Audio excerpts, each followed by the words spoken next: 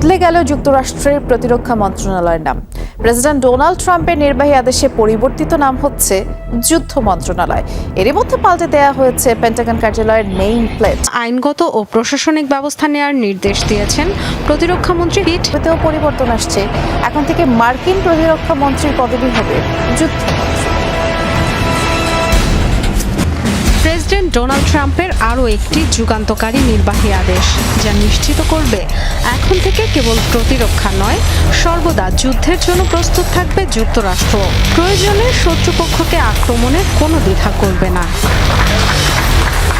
শুক্রবার ওভাল অফিসে মার্কিন প্রতিরক্ষা মন্ত্রণালয়ের নাম পরিবর্তন করে যুদ্ধ মন্ত্রণালয় করার আদেশে স্বাক্ষর করেন ট্রাম্প।